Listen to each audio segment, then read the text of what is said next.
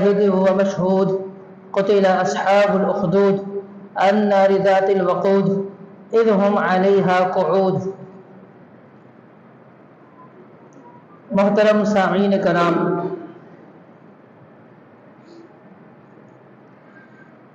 فلسطین کے جو حالات ہے وہ آپ سب کے سامنے ہے۔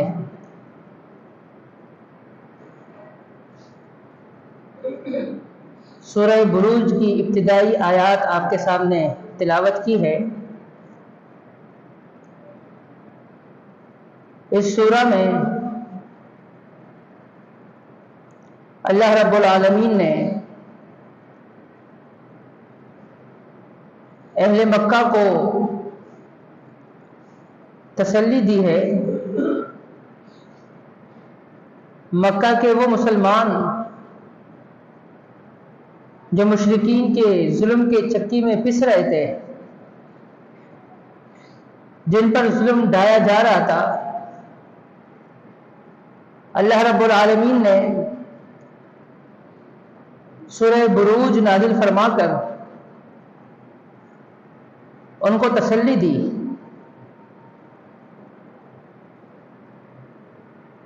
صحیح مسلم کے اندر امام مسلم رحمۃ اللہ علیہ نے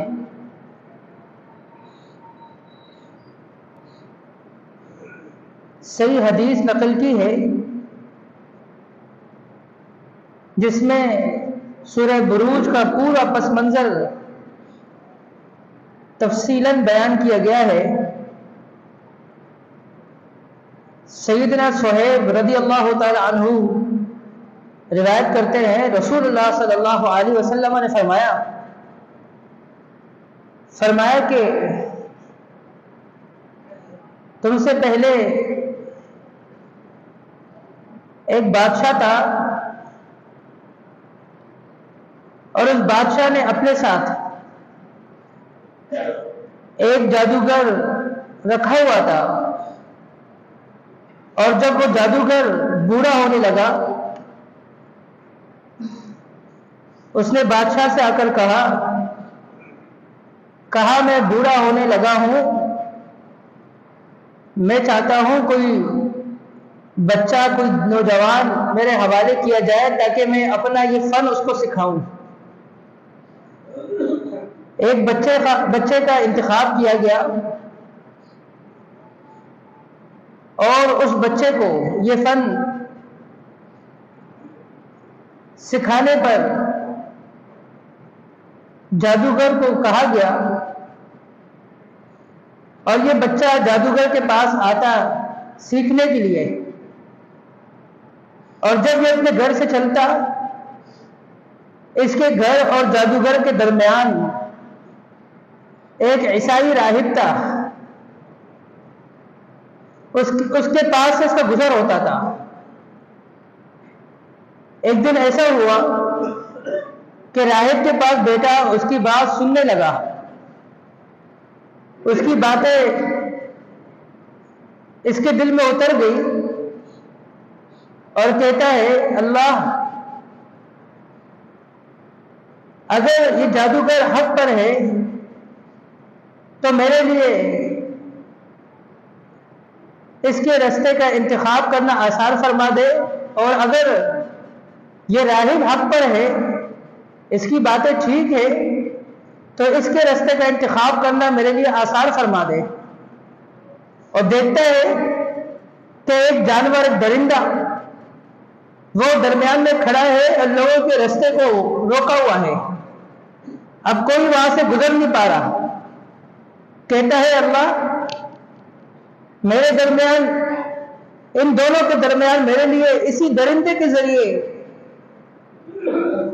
فیصلہ کر دے، اگر یہ درندہ میرے پتھر لگنے سے مر جاتا ہے تو میں سمجھ جاؤں گا کہ راہب یہ برحق ہے، اور اگر نہیں مرتا تو میں سمجھ جاؤں گا کہ جادوگر برحق ہے۔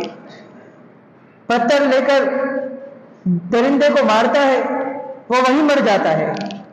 اس کو سمجھ آ جاتی ہے، اور آپ کا یہ سارا ماجرا جو ہے راہب سے بیان کرتا ہے کہ ایک درندہ وہ لوگوں کے درمیان آڑے آ گیا تھا، رکاوٹ بن چکا تھا، اور میں نے اللہ سے یہ دعا مانگی اور جب میں نے پتھر مارا تو وہ مر گیا اور لوگوں کا رستہ جو بند پڑا ہوا تھا وہ کھل گیا، لوگوں کی آمد و رفت جو معطل تھی وہ رکاوٹ ختم ہو گئی، لوگوں کا رستہ کھل گیا اور میرے لیے آپ کے رستے کو انتخاب کرنا یہ آسان ہو گیا۔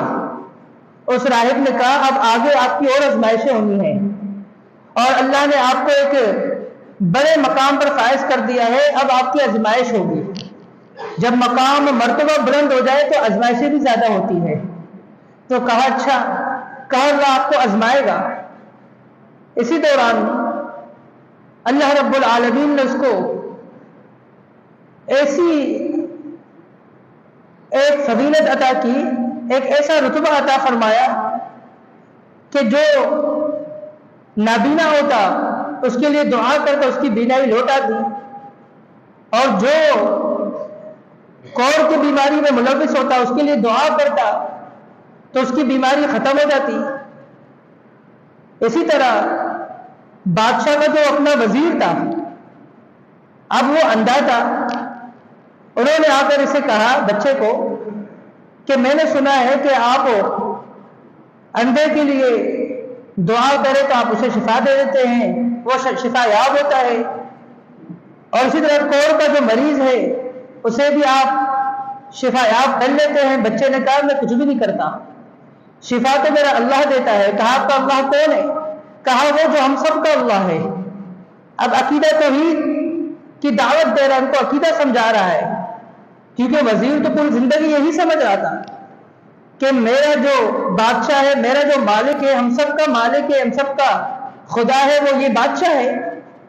اس بچے نے سمجھایا نہیں، شفا وہی دیتا ہے جس سے میں دعا مانگتا ہوں، میں دعا کرتا ہوں، پھر اللہ میری دعا قبول کرتا ہے اور اللہ رب العالمین اس مریض کو شفا دیتا ہے۔ تو اچھا، کہا اگر میں آپ کے لیے اس پروردگار سے دعا کروں اور آپ کی بینائی لوٹ آئے، آپ یقین کریں گے، اس پر ایمان لے آئیں گے؟ کہا کیوں نہیں؟ کہا ٹھیک ہے، دعا مانگی، اس کی بینائی آ گئی، اب وہ حقیقی معبود پر ایمان لے آیا۔ جب حقیقی معبود پر بادشاہ کا وزیر ایمان لے آیا تو یہ معاملہ اور آگے بڑھنے لگا۔ بادشاہ کو اس کی خبر ملی کہ وزیر کی بینائی کیسے لوٹائی، وہ پورا پکچر اس کے سامنے آ گیا۔ بچے کو بلوایا، کہا کہ آپ تو جادوگر کے پاس بیٹھ کر بہت کچھ سیکھ چکے ہو، اب آپ تو اس مقام و مرتبے پہ فائز ہو چکے ہو کہ آپ اس شخص کی جس کی بینائی نہ ہو اس کی بینائی واپس کر سکتے ہو۔ کہا نہیں میں ایسا کچھ نہیں کر سکتا۔ کہا کہ یہ سب تو میرا خدا کرتا ہے، میرا حقیقی معبود، میرا حقیقی مالک کرتا ہے۔ کہا وہ کون ہے؟ کہا وہ ہے جو ہم سب کا حقیقی معبود، جس نے ہم سب کو پیدا کیا اور ہم سب کا خالق ہے۔ بادشاہ کے سامنے ساری حقیقت کھل گئی کہ یہ مجھے اپنا مالک، اپنا بادشاہ، اپنا خدا نہیں سمجھتا۔ تو اس نے بچے کو پکڑا اور اس کو اذیتیں دینا شروع کر دی، اور اتنی اذیت دی کہ اس بچے نے بتا دیا کہ یہ علم جادوگر سے نہیں سیکھا بلکہ ایک راہب سے سیکھا ہے۔ اب اس راہب کو بلایا گیا۔ یہ پورا صحیح مسلم کے اندر امام مسلم رحمۃ اللہ علیہ نے سورہ بروج کے پس منظر میں رسول اللہ صلی اللہ علیہ وسلم کی حدیث بیان کی ہے جو سیدنا صہیب رومی رضی اللہ عنہ بیان کر رہے ہیں۔ تو اس بادشاہ نے اس راہب کو بلایا اور اس وزیر کو بھی بلایا۔ کہا اچھا، وزیر کو کہا کہ تم بھی کسی اور کو معبود جانتے ہو، میرے علاوہ کسی اور پر ایمان لاتے ہو؟ کہا ہاں بالکل، ہمارا حقیقی معبود وہ ہے جس نے ہم سب کو پیدا کیا ہے۔ اور راہب سے جب پوچھا اس نے بھی یہی کہا۔ کہا اچھا، راہب کے سر پر آرا رکھا اور نیچے تک اس کو 2 ٹکڑے کر دیے۔ وہ جو وزیر نابینا تھا اس کی بینائی لوٹ آئی تھی، اسے بھی اس نے مار دیا۔ اور اس بچے کے حوالے سے اس نے یہ فیصلہ کیا، کہا اس کو لے جاؤ اور لے جا کر ایک پہاڑ کی چھوٹی سے اس کو دھکا دے دینا، وہیں سے گرا دینا تاکہ لوگوں کے لیے عبرت کا نشان بن جائے۔ کہا ٹھیک ہے۔ کچھ لوگ اس کو لے کر گئے، بادشاہ کے حکم کی تعمیل کرتے ہوئے، اب جب اس بچے کو وہاں لے کر گئے، پہاڑ کے اوپر گرانے ہی لگے تھے، وہ پہاڑ وہ اللہ کے حکم سے لرزرانے لگا، اور اس پر جب وائبریشن آئی تو جب وہ پہاڑ لرز اٹھا تو وہ جو گرانے آئے تھے وہ وہاں سے نیچے گر گئے۔ جب وہ وہاں سے نیچے گر، ان کی موت واقع ہو گئی، یہ بچ گیا۔ یہ دوبارہ جاتا ہے وہاں پر بادشاہ کے سامنے بیٹھتا ہے، بادشاہ پوچھتا ہے کہ جن کو میں نے آپ کے ساتھ روانہ کیا تھا اور آپ کے مارنے کے لیے کہا تھا کہ پہاڑ سے آپ کو وہ گرا دے، وہ کہاں ہے؟ اس نے پورا ماجرا بتا دیا۔ کہا اچھا پہاڑ ان کو میں بچا دیا؟ کہا نہیں، میرے معبود نے مجھے بچایا ہے۔ کہا ٹھیک ہے، میں دیکھتا ہوں کہ وہ تجھے کہاں تک بچائے گا۔ کچھ لوگوں کو کہا کہ اس کو کشتی میں لے جاؤ اور بیچ سمندر جو ہے سے کشتی سے نیچے پھینک دینا۔ کہا ٹھیک ہے، اس کو لے کر گئے اور بیچ سمندر کشتی الٹ پلٹ ہونے لگی اور وہ لوگ گر گئے جن کو بادشاہ نے یہ حکم دیا تھا کہ اس بچے کو بیچ سمندر کشتی سے نیچے پھینک دینا، پانی کے اندر اس کو بہا دینا، سمندر میں ڈبو دینا۔ کشتی وہ خشکی پہ جاتی ہے اور پھر یہ بادشاہ کے سامنے جاتا ہے، حاضری دیتا ہے۔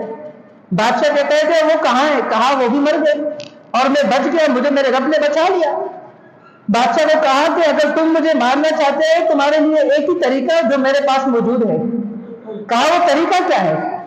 کہا وہ طریقہ یہ ہے کہ تم مجھے کسی درخت پر سولی پر لٹکا دو اور میرے ہی تیر سے مجھے مارو اور میرے رب کا نام لے کر وہ تیر چلاؤ مجھ پر، اور وہ تیر آ کر مجھے لگے گی پھر ہی میری موت واقع ہوگی، ورنہ نہیں۔ اور اس کے لیے تم سارے لوگوں کو جمع کرو۔ کہا ٹھیک ہے۔ اب بادشاہ کے حکم سے سارے لوگ جمع ہو گئے۔ جب سارے لوگ جمع ہو گئے، درخت کے ایک ٹہنی پر اس کو لٹکا دیا گیا اور اسی کے تیر سے بسم اللہ ورب ھذا غلام کہہ کر جب بادشاہ تیر کو چھوڑتا ہے، وہ جا کر اس کے کن پٹی پہ لگتا ہے اور اس کے ہاتھ بھی اس کے کن پٹی پر پہنچتے ہیں اور وہیں پر اس کی شہادت واقع ہو جاتی ہے۔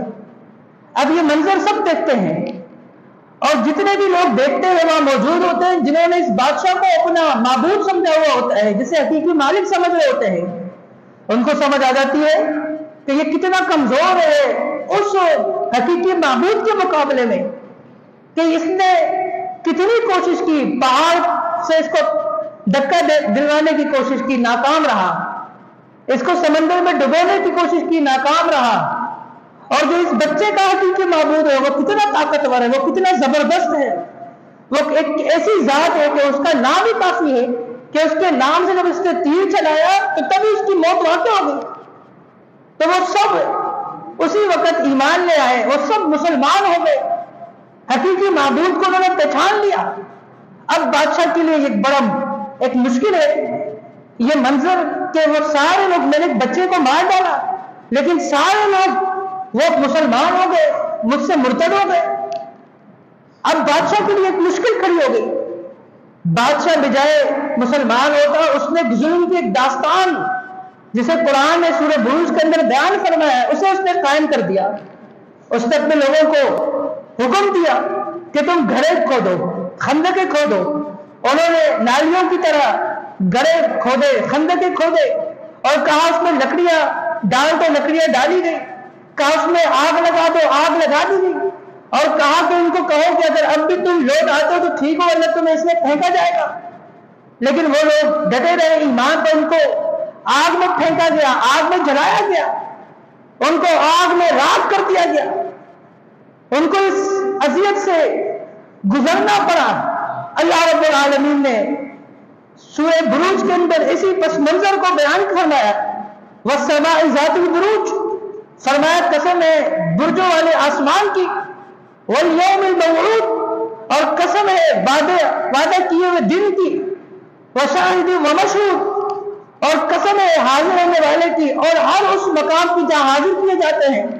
قتل اصحاب الاخدود، فرمایا جس طرح ان تمام چیزوں میں کوئی شک نہیں، کوئی تردد نہیں، فرمایا اس بات میں بھی کوئی شک نہیں کہ جو خندقے والے تھے انہیں قتل کیا گیا، ان کو بری طریقے سے موت کے گھاٹ اتارا گیا، ان کو جلایا گیا، اور وہ انداز کیا تھا؟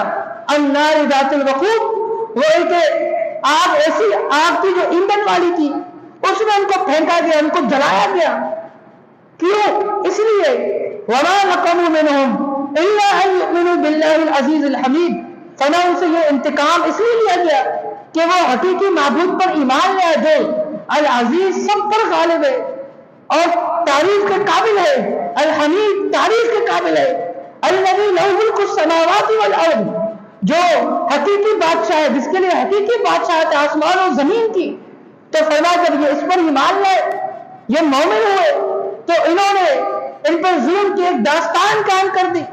اللہ رب العالمین نے مسلمانوں کو، اہل مکہ والوں کو، جب ان کو تکلیف سے دوچار کیا جا رہا تھا، جب ان کو پریشان کیا جا رہا تھا، تو اللہ رب العالمین نے ان کے تسلی کے لیے سورہ بروج نازل فرما کر ان کو بتا دیا کہ تم سے جو پہلے لوگ تم کے ساتھ کیا کیا نہیں کیا گیا. ان کے سروں کے مانگ پر ہارا رکھ کر اور نیچے تک اس کو ہارے کو چلا کر ان کو 2 ٹکڑے کر دیے، ان کو آگ میں پھینکا گیا، ان کو آگ میں جلایا گیا، لیکن پھر بھی وہ ایمان سے پیچھے نہیں ہٹے.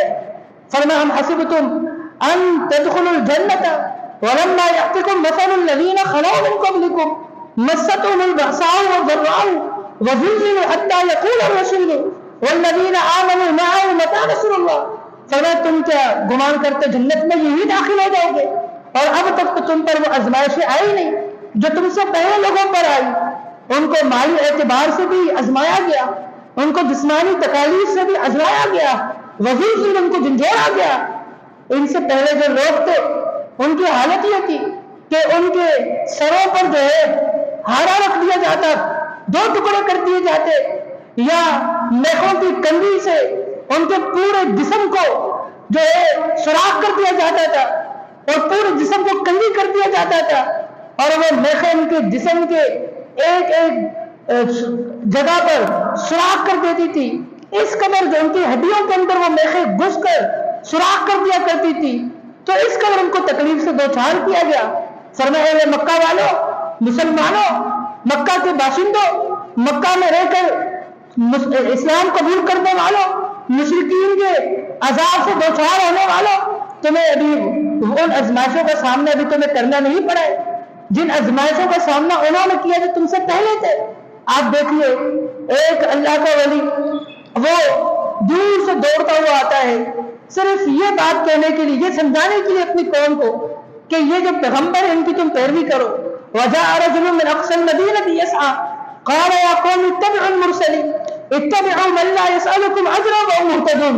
فرمایا کوئی تم سے پیسہ کمانے نہیں آئے ہیں، یہ انبیاء تمہارے ساتھ کوئی کاروبار نہیں کر رہے ہیں، ان کو کوئی تم سے اجرت کا کوئی لالچ نہیں ہے، بلکہ یہ آئے ہیں، یہ ہدایت یافتہ ہے، یہ تمہیں بھی ہدایت کے راستے پر گامزن کرنے کے لیے آئے ہیں. اور کہا دلائل دینا شروع کر دیے، کہا کہ مجھے اپنے حقیقی معبود کی پہچان ہو گئی ہے کہ میں اس پر ایمان کیوں نہ لاؤں. وما لي لا اعبد الذي فطرني اليه ترجعون. اور مجھے ہو کیا گیا ہے کہ میں اس ذات کی عبادت نہ کروں جس نے مجھے پیدا کیا. وإلیہ ترجعون، تم سب اسی کی طرف لوٹ کر جاؤ گے مجھ سمیت. اتخذ آلہۃ من دون الرحمن. فرمایا کہ رحمان کو چھوڑ کر رحمان کے علاوہ کسی اور معبود کی میں پرستش کروں، اس کو اپنا معبود سمجھوں. فرمایا کہ جبکہ حالت یہ ہے کہ اگر وہ رب رحمان مجھے تکلیف دینا چاہے تو اس تکلیف کو کوئی روک نہیں سکتا، اور ان کی حالت یہ ہے نہ یہ مجھے تکلیف دے سکتے ہیں نہ یہ مجھے کوئی نفع پہنچا سکتے ہیں. جب اس نے یہ سارے دلائل دیے اور قوم کو لاجواب کر دیا، اب قوم کے پاس کوئی چارہ نہیں تھا سوائے فرعونیت کے، اور فرعونیت پر اتر آئے. انہوں نے کہا اس کو قتل کر ڈالو، برے طریقے سے اس کو قتل کر دیا گیا. اللہ رب العالمین نے فرمایا قیل ادخل الجنہ قال یا لیت قومی یعلمون، کہ کہا گیا کہ جنت میں داخل ہو جاؤ. اس کو جنت میں داخل کیا گیا اللہ کے ولی کو، اور جب وہ جنت میں داخل ہوتا ہے اپنے قوم کے لیے حسرتیں کرتا ہے، یا لیت قومی یعلمون، اے کاش کہ میرے قوم کو یہ خبر ہو جائے، وہ جان لے بما غفر لی ربی وجعلنی من المکرمین، کہ میرے رب نے اس شہادت کی وجہ سے، اس توحید کی برکت کی وجہ سے، یہ حسن بالخاتمہ، خاتمہ بالموت کی وجہ سے جو کلمہ توحید پر میری موت واقع ہوئی، میری شہادت واقع ہو گئی ہے، بما غفر لی، اس کے سبب اللہ نے کس قدر مجھے بخش دیا ہے، میرے سارے گناہوں کا مداوع کر دیا میری شہادت میں، وجعلنی من المکرمین، اور جنت میں مجھے کس قدر عزتوں سے نوازا جا رہا ہے اور کس قدر میری تقریر کی جا رہی ہے، کاش کو میری قوم جان لے، ان کو پتہ چلے۔ اور یہاں حالت یہ ہے کہ شیخ بن ابی طالب کے اندر 3 سال تک مسلمان محصور ہے اور اس قدر ان کے ساتھ حالات سنگین ہے کہ کوئی مشرکین انہوں نے اتنے معاملات کیے رکھے ہیں کہ کوئی اپنے رشتہ داری کو دے کر وہ چھپ کے اگر کھانا پہنچاتا ہے تو یہ اس کے درمیان بھی آڑے بنتے ہیں، یہ رکاوٹیں کام کرتے ہیں، ان کو بھی روک لیتے ہیں۔ اگر قافلے آ کر کچھ ان کو دینا چاہے، ان کے ساتھ کاروبار کرنا چاہے، تجارتی قافلے، یہ بڑے داموں میں ان کو بھی خرید لیتے ہیں، ان کو آگے جانے نہیں دیتے۔ یہ حالت تھی، نہ ان کے ساتھ رشتہ داری کرنی ہے، مکمل طور پر بائیکاٹ کا ایک تحریری ایک صحیفہ لکھ کر خانہ کعبہ کی چھت پر لٹکا دیا گیا۔ وہاں پر یہ حالت ہے، اور خوراک نہ ملنے کی وجہ سے بچے وہ رو رہے ہیں، وہ پریشان ہیں، ان کو دودھ پینا ہے، ان کو بھوک لگی ہے، ان کو پیاس ستا رہی ہے۔ اب ماں کیا کرے؟ وہ بچوں کو دودھ کیسے پلائے؟ وہ بچوں کے خوراک کو کیسے پورا کرے؟ ماں نے نہ کچھ کھایا ہے نہ کچھ پیا ہے، وہ بھوکی ہے، وہ پیاسی ہے، وہ بچے کو کہاں سے دودھ پلائے گی؟ اس حالت کو دیکھ کر خباب بن ارت رضی اللہ عنہ رسول اللہ صلی اللہ علیہ وسلم کے پاس وہاں تشریف لے کر جاتے ہیں اور کہتے ہیں یا رسول اللہ یہ حالت ہے، اب بہت زیادہ پریشانی آ چکی ہے۔ اللہ رب العالمین نے فرمایا ام حسبتم ان تدخلوا الجنہ، تم جنت میں یہی داخل ہو جاؤ گے، تم نے یہ سمجھ رکھا تھا؟ ابھی تک تو تم پر وہ مثالیں آئی نہیں۔ مثل الذین خلوا من قبلکم، ایسی آزمائشیں جو تم سے پہلے تھے، ابھی تو تم نے ان کا سامنا ہی نہیں کیا ہے۔ ابھی تو عمار رضی اللہ تعالیٰ عنہ کے والد کی شہادت ہوئی ہے، ابھی تو سمیہ رضی اللہ عنہ کو بے دردی سے شہید کیا گیا ہے، ابھی تو خبیب رضی اللہ عنہ کو سولی پر لٹکا کر شہید کیا گیا ہے، ابھی تو مکمل بائیکاٹ کر کر تمہیں معصور کیا گیا ہے، ابھی بھی تم پر وہ تکالیف نہیں آئے جن کا سامنا تم سے پہلے لوگوں نے کیا تھا، پہلے ایمان والوں نے کیا تھا، لیکن وہ اپنے ایمان سے پیچھے نہیں ہٹے۔ اللہ رب العالمین نے سورہ بروج نازل فرما دی ان حالات کے اندر جس کی انتہائی ضرورت تھی۔ فرمایا وما نقموا منہم الا ان یؤمنوا باللہ العزیز الحمید، فرمایا ان کو کیوں جلایا گیا، ان کو آگ کے شعلوں میں کیوں پھینکا گیا، ان کو آگ کے گھروں میں کیوں پھینکا گیا، ان سے انتقام کیوں لیا گیا؟ الا ان یؤمنوا، صرف ان کا قصور یہ تھا کہ وہ ایمان والے تھے۔ آج فلسطین، اہل فلسطین، ان کے ساتھ یہ ظلم، ان کے ساتھ یہ ستم، ان کے ساتھ یہ جبر، ان پر یہ کال یہ کیوں ڈال رہے ہیں، ان پر یہ ظلم کیوں ڈال رہے ہیں؟ وما نقموا منہم الا ان یؤمنوا باللہ العزیز الحمید، کیوں اس ارض مقدس پر یہ رہنے والے وہاں کے باشندے یہ مسلمان ہیں، یہ کلمہ گو ہے، یہ اپنے حقیقی رب پر ایمان لا چکے ہیں، یہ مسلمان ہیں، اب اس تمام عالم کفر یہ اکٹھا ہو کر یہ ان کا خاتمہ کرنا چاہتی ہے، اور کفار کھلم کھلا ان میں سے ایک ملک ایک وزیر اعظم وہ پورے جہاز لا کر ان کے حوالے کرتا ہے جس میں ہر قسم کے جو ہے میزائل موجود ہے، جس میں ہر قسم کے ہتھیار موجود ہے، تاکہ ان کا بالکل مکمل طور پر صفا ہستی سے ان کا خاتمہ کیا جائے۔ کھلم کھلا وہ یہ کر رہے ہیں کہ ایک ملک کا وزیر اعظم ہو کر وہ ایک جہاز لا کر ایئرپورٹ پر اتارتا ہے، اور جب اس کو اتارتا ہے جہاز کو کھولا جاتا ہے، وہ وہاں خود کھڑا ہے اور وہ ان کے حوالے کر رہا ہے کہ یہ وہ میزائل ہیں اور یہ وہ ساری چیزیں، یہ وہ ہتھیار ہے جو ہم تمہیں دے رہے ہیں، ان کو صفا ہستی سے مٹھانا ہے۔ اور ہم مسلمان ہم صرف اپنے جماعتوں تک محدود ہے، ہم اپنے صرف جو ہے نام و نہاد جو ہم نے نام رکھے ہوئے ہیں ہم وہی تک محدود ہے، ہماری سوچ بھی محدود ہے۔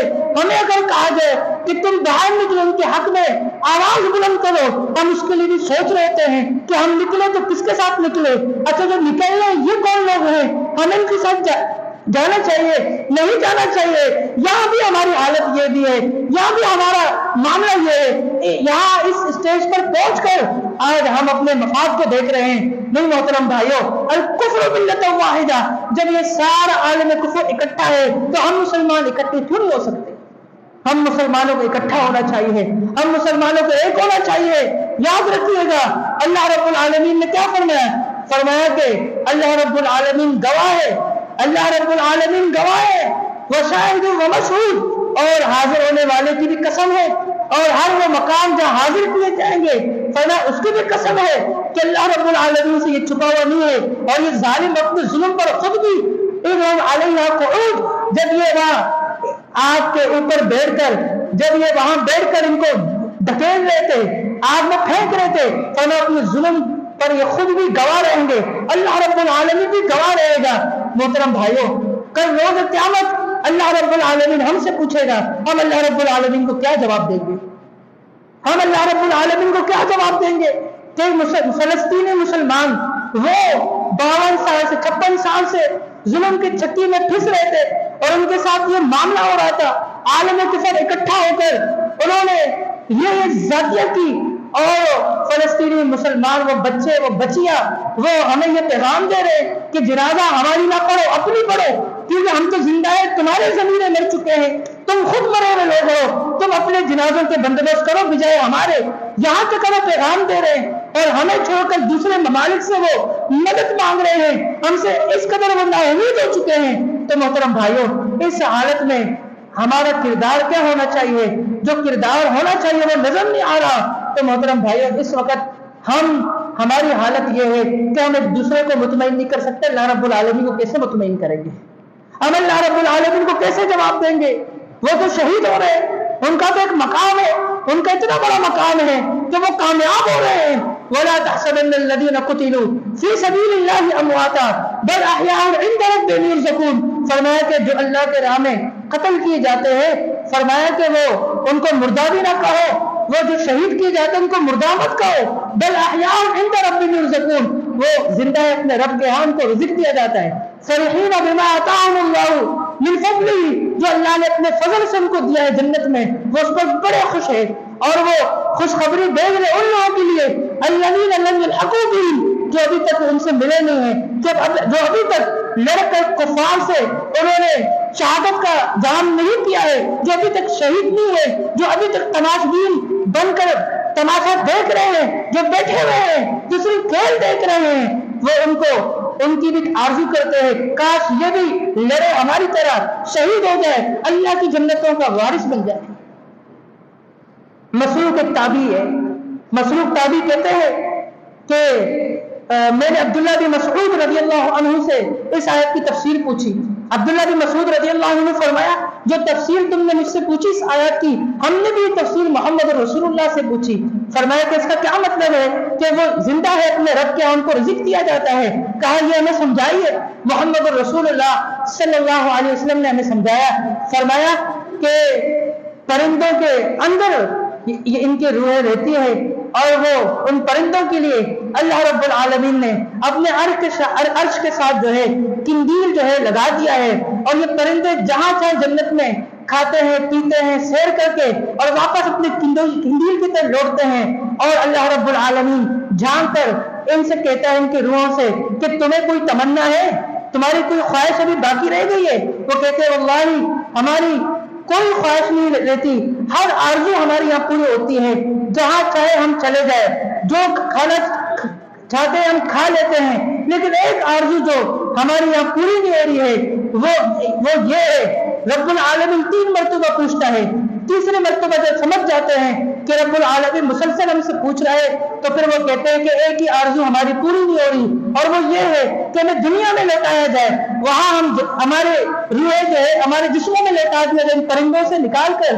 جسموں میں لوٹایا جائے، اور پھر ہمارے جسم روح سمیت دنیا میں ہمیں پہنچایا جائے، اور وہاں پر ہم لڑیں، اور لڑ کر کفار کے مقابلے میں شہید کیا جائے، اور جب شہید ہو اس کا جو مزہ ہے جو ہم نے چکھا تھا شہادت کے وقت، بس یہ ایک آرزو ہماری رہ گئی ہے، اللہ ساری پوری ہو گئی۔ جناب عبداللہ بن مسعود رضی اللہ عنہ فرماتے ہیں، مسروق تابعی جو سوال تو نے مجھ سے پوچھا اس آیت کی تفسیر محمد رسول اللہ سے، ہم نے بھی یہ سوال پوچھا تھا، اس کی تفسیر ہم نے بھی پوچھی تھی، ہمیں محمد رسول اللہ نے یہ تفسیر بیان کی۔ فرمایا کہ وہ ایک آرزو کرتے دنیا میں لوٹایا جائے، اور محمد رسول اللہ صلی اللہ علیہ وسلم کی بھی ایک ہی آرزو تھی، فرمایا لوجدت، میں یہ چاہتا ہوں، میری یہ خواہش ہے، میری یہ آرزو ہے کہ میں اللہ کے راستے میں شہید کیا جاؤں، ثم احیا، پھر زندہ کیا جاؤں، ثم اقتل، پھر شہید کیا جاؤں، ثم احیا، پھر زندہ کیا جاؤں، ثم اقتل، پھر شہید کیا جاؤں۔ یہ جو شہادت کا سلسلہ ہے یہ بس منقطع نہ ہو، یہ جہاد کا سلسلہ ہے یہ منقطع نہ ہو، یہ کفار کی طرف سے جو خون کا ہمارا بہنا ہے یہ منقطع نہ ہو، یہ ہماری آرزو ہے، یہ ہماری تمنا ہے۔ اور آج ہم بھاگ رہے ہیں، اور آج ہم اٹ رہے ہیں، آج ہم ڈر رہے ہیں، ہم کفار سے ڈر رہے ہیں۔ ہماری حالت تو یہ ہے کہ ہمیں صرف اتنا کہا گیا، ہمت تم میں نہیں ہے، جرت تم میں نہیں ہے، تم میں برداشت نہیں ہے، صبر تم میں نہیں ہے، کچھ کر نہیں سکتے، اتنا کر لو کہ یہ پیپسی، یہ کوکا کولا، یہ آئٹمز ہے، یہ ان کے بنائے ہوئے ہیں، ان کا بائیکاٹ کر لو۔ ہم نے کہا ہم یہ بھی نہیں کر سکتے، ہم سے زیادہ مری ہوئی قوم، بے ضمیر قوم پوری دنیا کے اندر کوئی نہیں کہ جو اتنا بھی کر سکے۔ اور وہ جو باہر ملک گراؤنڈ کے اندر کھیلنے جسے پوری دنیا دیکھ رہی ہیں، اور انہوں نے یہاں پر پیپسی لکھا ہوا ہے، پوری دنیا کو وہ دکھا رہے ہیں کہ دیکھو ہم ان کے سپورٹر ہیں، ہم ان کو سپورٹ کر رہے ہیں، وہاں عالم کفر ہمیں مار رہا ہے اور ہم پروڈکٹ کے ذریعے ان کا فائدہ پہنچا رہے ہیں۔ ہر میدان میں ہم نے کھیلوں کو بھی نہیں چھوڑا، ہم نے بازاروں کو بھی نہیں چھوڑا، ہم نے کسی اینگل سے کہیں پہ بھی ان کو فائدہ پہنچانے سے ہم دریغ نہیں کہ ہم پیچھے نہیں ہٹے ہیں، اور وہ اسی چیزوں سے فائدہ اٹھا کر انہی رقم سے اسلحہ لے کر وہ ہمارے مسلمانوں کا قتل عام کر رہے ہیں۔ ہم سے اتنا بھی نہیں ہوتا۔ اللہ رب العالمین سے دعا ہے کہ اللہ رب العالمین ہم مسلمانوں کو جو ہے صحیح معنوں میں اپنا کردار ادا کرنے کی توفیق عطا فرمائے۔ اللہ رب العالمین ہمیں جو ہم سوئے ہوئے ہیں ہمیں جاگنے کی توفیق عطا فرمائے۔ اللہ رب العالمین یہ جو اسرائیل اور فلسطین تنازع ہے اس میں ہمیں اپنا صحیح جو ہمارا فریضہ بنتا ہے مسلمانوں کے ناطے اسے پورا کرنے کی توفیق عطا فرمائے۔ اللہ رب العالمین فلسطینیوں کی مدد فرمائے، اللہ رب العالمین ان کی مدد فرمائے، فرشتوں کے ذریعے اللہ ان کی مدد فرمائے۔ ہم تو بہت ہی کمزور ہیں، ہم کچھ کر نہیں سکتے، اللہ رب العالمین اپنی دوسری مخلوق کے ذریعے ان کی مدد فرمائے۔ وقولوا لهذا استغفر الله لي ولكم واخر دعوانا ان الحمد